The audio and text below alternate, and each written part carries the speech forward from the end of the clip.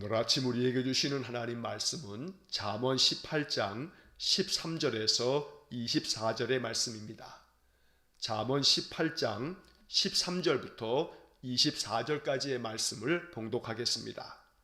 사연을 듣기 전에 대답하는 자는 미련하여 욕을 당하느니라. 사람의 심령은 그의 병을 능히 이기려니와 심령이 상하면 그것을 누가 일으키겠느냐. 명철한 자의 마음은 지식을 얻고 지혜로운 자의 귀는 지식을 구하느니라. 사람의 선물은 그의 길을 넓게 하며 또 존귀한 자 앞으로 그를 인도하느니라. 송사에서는 먼저 온 사람의 말이 바른 것 같으나 그의 상대자가 와서 밝히느니라. 제비 뽑는 것은 다툼을 그치게 하여 강한 자 사이에 해결하게 하느니라. 노엽게 한 형제와 화목하기가 견고한 성을 취하기보다 어려운즉 이러한 다툼은 산성 문빗장 같으니라. 사람은 입에서 나오는 열매로 말미암아 배부르게 되나니 곧 그의 입술에서 나는 것으로 말미암아 만족하게 되느니라.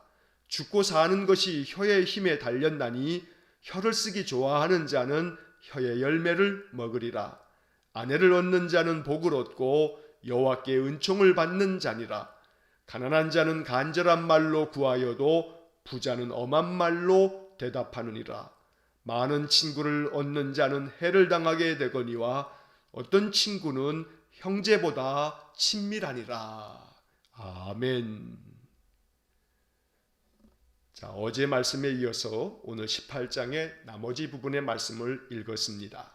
오늘도 주시는 이 지혜의 말씀이 우리에게 하나님의 놀라운 축복의 말씀이 되어서 이 말씀이 가르쳐주는 교훈을 통해서 우리의 인생이 더욱더 지혜와 명철이 가득한 삶이 될 수 있기를 간절히 축원합니다. 자, 오늘 본문의 말씀을 살펴보면 먼저 13절 말씀에서 사연을 듣기 전에 대답하는 자는 미련하여 욕을 당하느니라. 이야기를 듣기 전에 먼저 대답부터 먼저 하는 사람들, 이 사람들은 어리석은 사람이다, 미련하다라고 말합니다.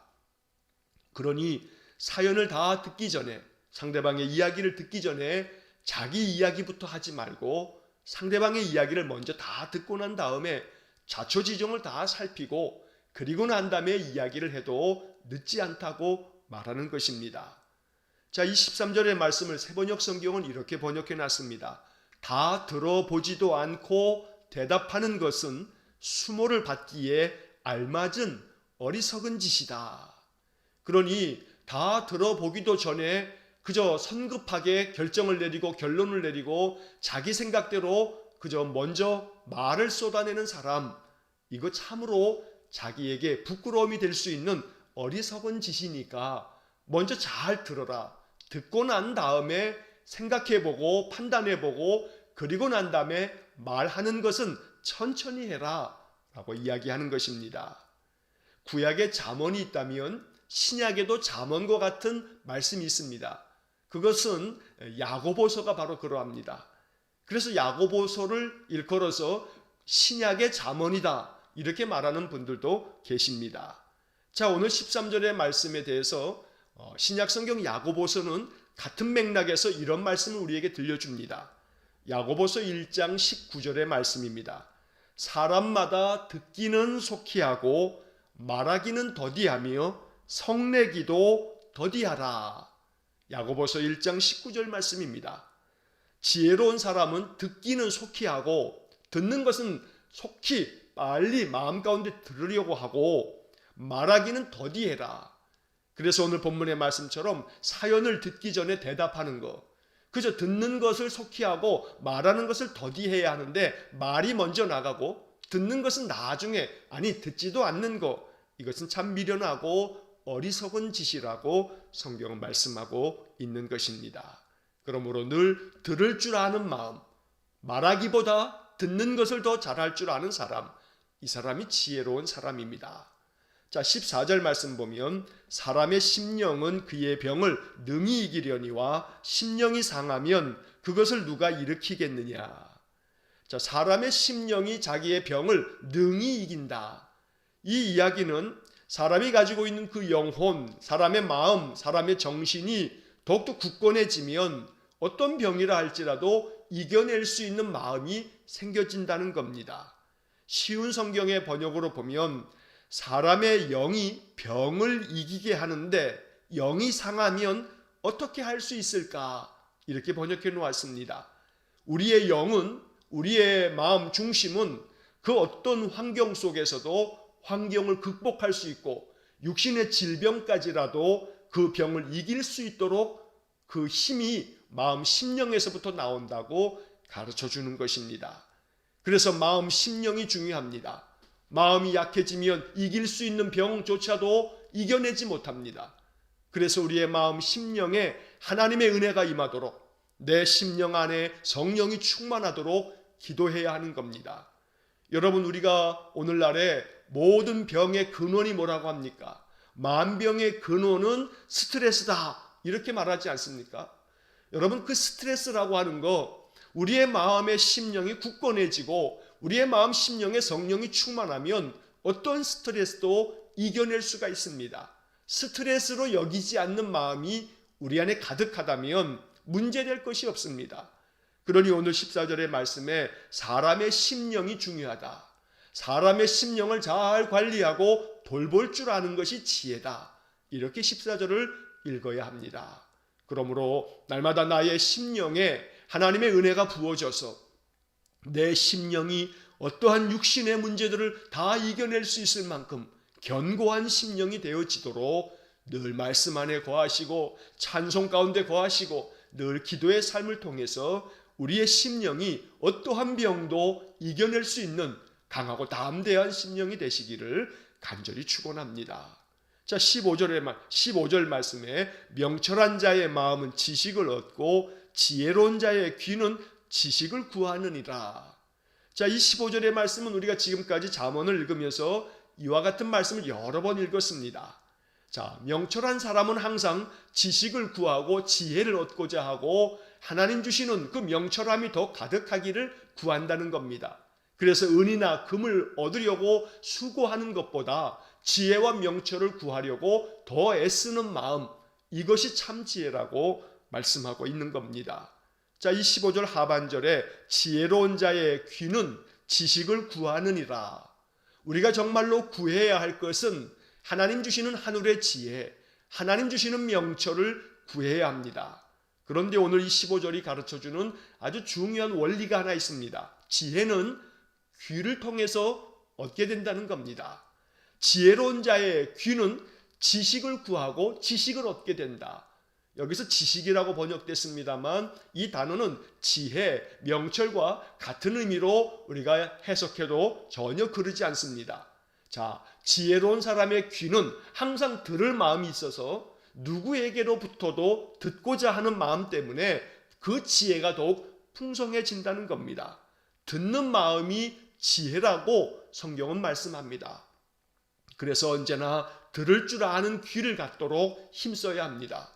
늘 듣고자 하는 마음으로 말씀을 읽을 때에도 하나님, 내게 주님의 음성을 들려주십시오.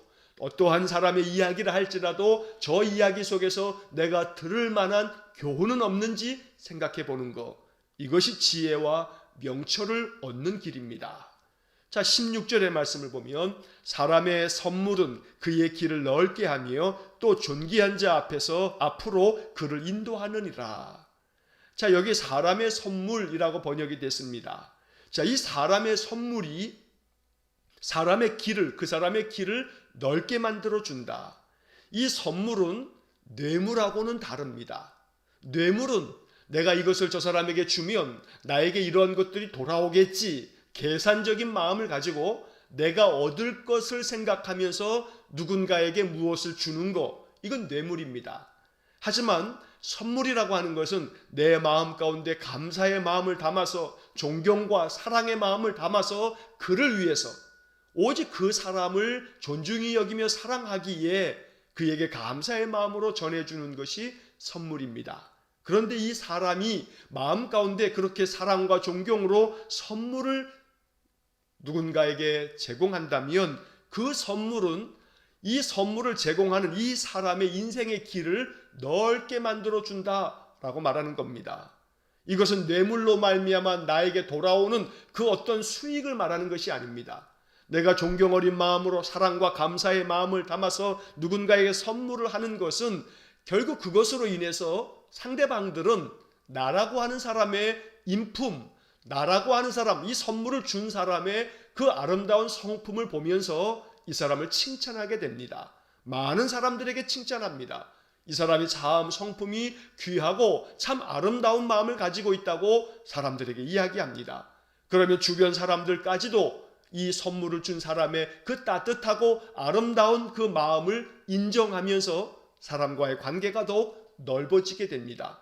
그러면 자연스럽게 이렇게 진실한 마음, 참 사랑의 마음이 가득한 삶을 살아가는 사람은 그 인생의 길이 넓게 되어진다라고 말하고 있는 겁니다. 그러다 보면 존귀한 자 앞으로 그를 인도하게 된다. 결국 우리들의 마음속에 따뜻한 마음을 가지고 있는, 그리고 사랑과 존중의 마음, 존경의 마음을 가지고 있는 것, 이것이 출발점입니다. 그러면 그것이 나에게 더 큰 은혜가 되고 축복이 된다는 것을 가르쳐주는 지혜의 말씀입니다. 그러므로 작은 것이라 할지라도 사랑과 감사의 마음으로 선물을 줄 아는 그런 지혜가 우리에게 또한 있어야겠습니다.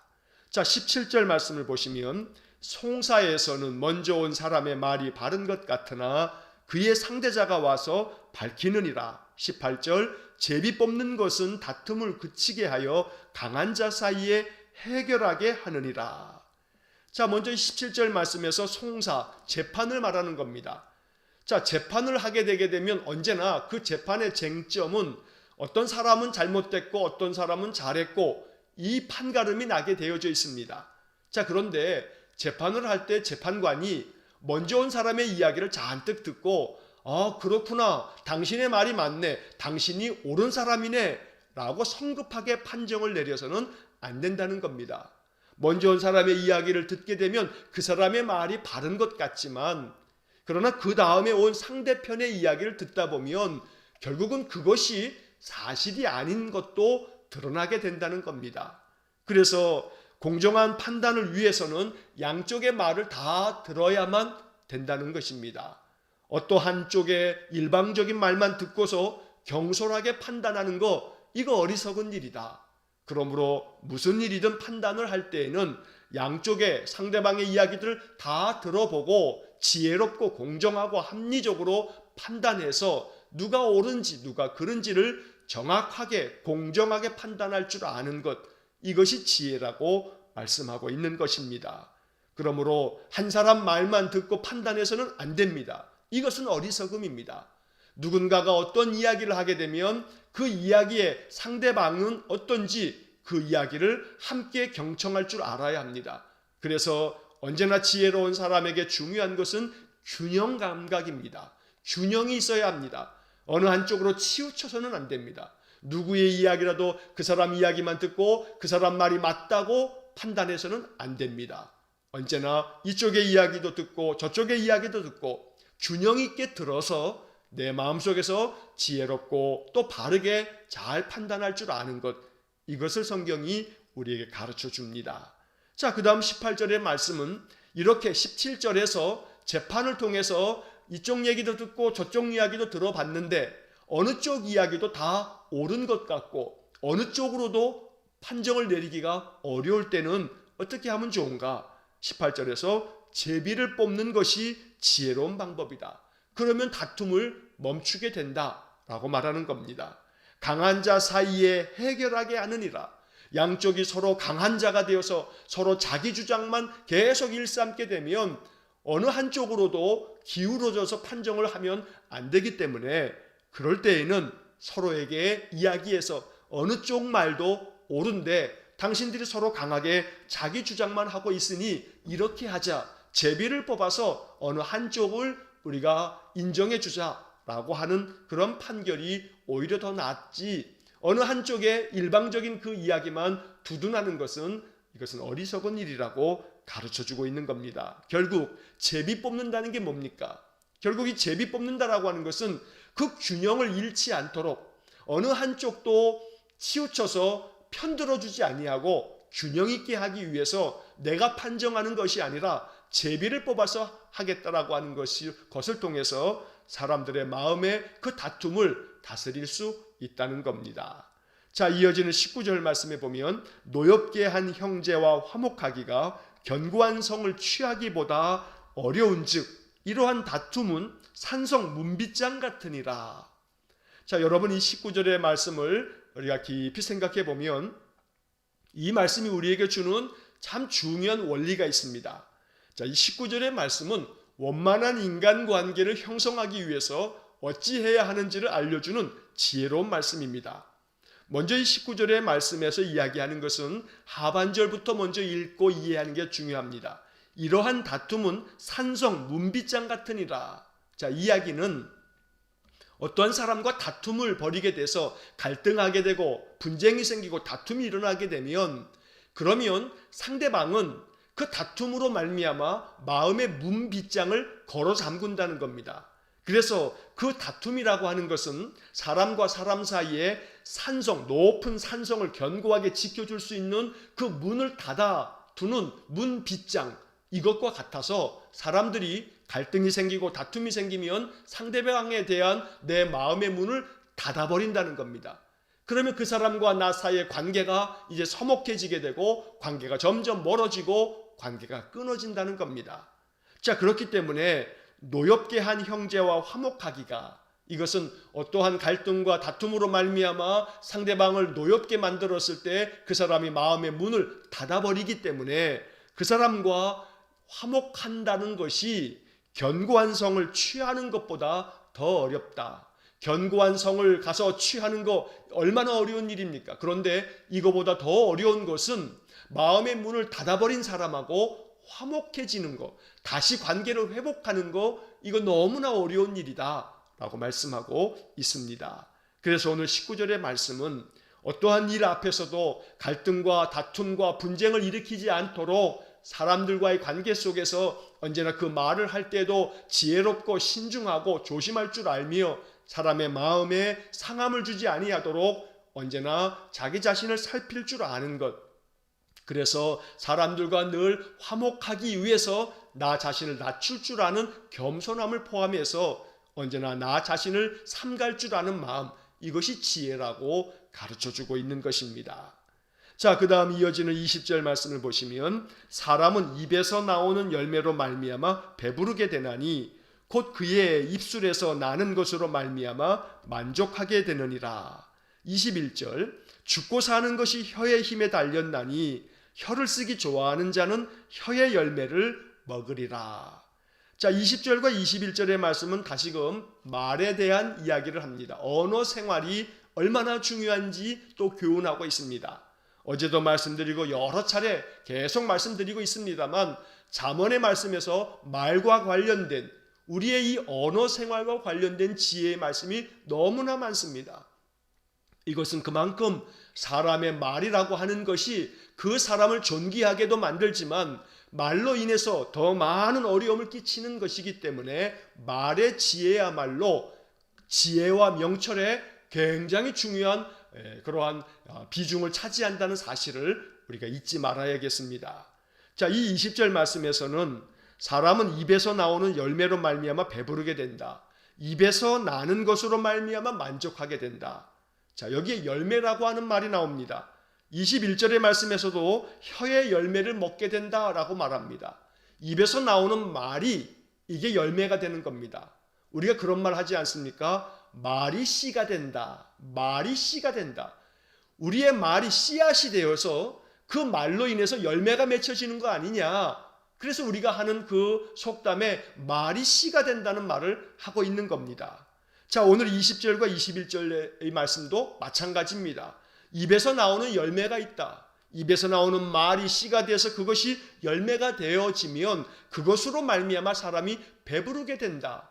그렇기 때문에 입에서 좋은 열매의 씨가 나가면 그것으로부터 좋은 열매가 맺혀지게 되면 좋은 결과를 얻게 될 거다. 그러나 입에서 나오는 것들이 나쁜 씨, 그 씨앗이, 그 열매가 나쁜 것이 되면 결국 그것으로 말미암아 그의 삶에 화가 찾아올 것이라고 말하는 겁니다. 그래서 입술에서 나오는 것들로 말미암아 사람이 만족하게 되는 것이니 내 입에서 나오는 것이 무엇인지 이것이 좋은 열매가 될 수 있도록 언제나 말을 조심하라는 겁니다. 21절의 말씀에서는 죽고 사는 것이 혀의 힘에 달렸다. 사느냐 죽느냐가 이 새치혀, 이 짧은 혀 때문에 생긴다고 말하는 겁니다. 그렇기 때문에 혀를 쓰기 좋아하는 자는 혀의 열매를 먹게 될 거다. 그래서 결국 그 입에 나오는 말을 삼가고 조심하지 아니하면 그것 때문에 낭패를 볼 수도 있고, 또 그 입에서 나오는 말이 지혜와 명철이 가득한 말이 되면 그것으로 말미암아 만족하게 될 것이다 라고 이야기를 하고 있는 겁니다. 자, 이 20절과 21절의 말씀에 대해서 예수님께서 마태복음 15장 11절에서 우리에게 말씀해 주신 바를 들어야 합니다. 마태복음 15장 11절 말씀에 보면 입으로 들어가는 것이 사람을 더럽게 하는 것이 아니라 입에서 나오는 그것이 사람을 더럽게 하는 것이니라. 그래서 예수님은 이 말씀을 통해서 사람의 입에서 나오는 것이 더러운 것이 되지 않도록, 사람의 입에서 나오는 것이 복된 것이 된다면 그러면 그 사람은 하나님의 은혜를 얻게 될 것이라고 가르쳐 주신 것입니다. 언제나 우리의 입의 열매가 우리를 만족하게 만들 수 있도록 나의 입에 이 모든 말이 하나님의 말씀처럼 하나님께서 참 잘 말했다, 너의 입의 모든 열매가 참 귀하다 이렇게 인정하시도록 말의 연습, 말의 훈련이 무엇보다 중요합니다. 그래서 농담이라 할지라도 농담을 참 아름답게 할 줄 알아야지 그 농담이 사람의 마음을 상하게도 할 수 있음을 잊지 말아야 합니다. 그래서 그러한 것조차도 잘 판단하여 삼갈 줄 아는 것이 지혜라고 가르쳐주고 있는 것입니다. 자, 이어지는 22절 이하의 말씀에 보면 22절에서는 아내를 얻는 자는 복을 얻고 여호와께 은총을 받는 자니라. 자, 여기서 아내를 얻는다라고 하는 것은 이제 잠언 마지막 부분에서 우리가 읽게 되겠습니다만 현숙한 지혜로운 아내를 얻는 자가 복되다고 말씀하는 그런 구절을 우리가 곧 보게 될 겁니다. 여기서 아내를 얻는다라고 하는 것은 지혜로운 사람을 얻는 것, 이것이 복을 얻는 길이라고 말하고 있습니다. 이건 아내만이 아닙니다. 지혜로운 남편을 얻는 자는 복을 얻는 것이다. 또 아내와 남편만이 아닙니다. 인간관계를 말하는 겁니다. 지혜로운 사람을 가까이 두는 사람은 이 사람은 하나님께 은총을 받은 사람이다. 그래서 내 주변에 지혜로운 사람, 명철이 있는 사람이 가까이 있다면 이것은 내가 하나님께로부터 은혜를 받은 것이라는 말입니다. 우리가 이런 말을 합니다. 자, 인복이 있어 라고 말합니다. 여러분, 인복이라고 하는 것 사람의 복 아닙니까? 사람들을 잘 두어서 사람들 때문에 내가 은혜를 얻고 나에게 유익이 있다면 이것은 하나님 주시는 은총이라고 말하는 것입니다. 언제나 우리들의 인생에 인복이 넘쳐나기를 축원합니다. 자, 그러기 위해서는 나 자신도 그와 같은 사람이 되어야 합니다. 내가 다른 사람들에게 그 사람에게 복이 될 수 있는 사람이 된다면 나 역시 마찬가지로 내 주변에 복된 사람을 내가 만나게 될 것입니다. 그러므로 오늘도 하루 동안에 만나는 사람들에게 그 사람을 하나님이 보내셨구나 하는 마음으로 사람들을 만나고 그 사람들에게 복을 끼치는 그런 복의 통로가 된다면 하나님께서 내게도 같은 분량만큼 복된 사람을 만나게 해 줄 것입니다. 자, 23절의 말씀, 가난한 자는 간절한 말로 구하여도 부자는 엄한 말로 대답하느니라. 자, 여기 23절의 말씀은 잠언 19장 17절 말씀과 같이 읽어야 되겠는데, 잠언 19장 17절 말씀에 보면 가난한 자를 불쌍히 여기는 것은 여호와께 꾸어 드리는 것이니 그의 선행을 그에게 갚아주시리라. 자, 잠언 19장 17절에 나오는 말씀입니다. 가난한 자에 대한 긍휼의 마음이 중요하다는 겁니다. 이것이 지혜라고 가르쳐 줍니다. 가난한 자를 불쌍히 여기고 그가 간절한 마음으로 무언가를 구하면 그 사람들을 외면하지 말고 엄한 말로 거절하지 말고 그 사람들에게 자비를 베풀 줄 안다면 이것은 여호와께 하나님께 꾸어 드리는 것이다. 바로 이것이 지혜라고 가르쳐 줍니다. 언제나 궁휼의 마음, 사람들을 궁휼히 여길 줄 아는 마음, 바로 이것이 지혜의 마음이라고 가르쳐 줍니다. 우리 주변의 사람들을 궁휼히 여기고 한 사람 한 사람을 소중히 여기고 나보다 더 귀한 사람인 것처럼 대접할 줄 알고 그렇게 늘 사랑의 마음 가득하게 살아간다면 이 사람은 참으로 하나님의 복이 가득 임할 사람이라고 말씀해 줍니다. 자, 마지막 24절 말씀에 많은 친구를 얻는 자는 해를 당하게 되거니와 어떤 친구는 형제보다 친밀하니라.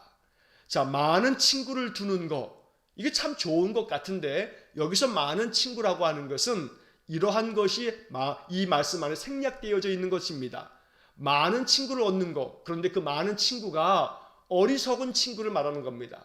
어리석은 친구를 아무리 많이 가져봐야 이것은 너에게 해가 되면 됐지 결코 유익이 아니라고 말하는 겁니다.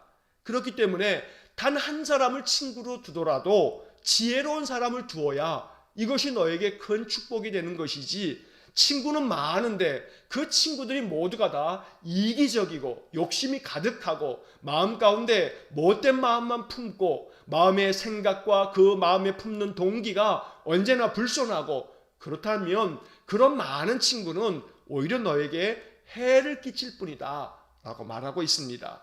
그래서 어떤 친구는 형제보다 친밀하다, 정말로 지혜로운 어떤 친구는 그 친구가 비록 한 명이라 할지라도, 비록 그 친구의 숫자가 중요한 것이 아니라 정말 진실한 마음으로 친밀하게 나에게 좋은 덕을 끼칠 줄 아는 사람, 이 사람이 정말 좋은 친구라고 말하는 것입니다.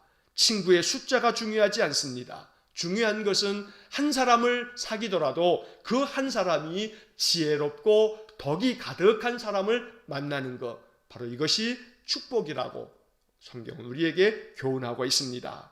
오늘 우리의 인생의 삶이 정말 좋은 친구, 지혜로운 친구가 되어서 내가 만나는 사람들에게 하나님의 아름다운 영향력을 끼칠 줄 아는 그런 복된 삶을 살아가시기를 간절히 축원합니다. 오늘 이 본문의 말씀 한 구절 한 구절을 다시 한번 되뇌이시면서 이 말씀 속에서 하나님이 나에게 말씀하시는 것이 무엇인지, 하나님께서 내게 이 말씀들 중에서 무엇보다도 더 마음 가운데 와닿게 하는 그런 말씀이 무엇인지 말씀을 마음 가운데 붙잡으셔서 오늘 한 날도 말씀과 함께 사는 그러한 복된 삶이 되시기를 간절히 축원합니다. 기도하겠습니다.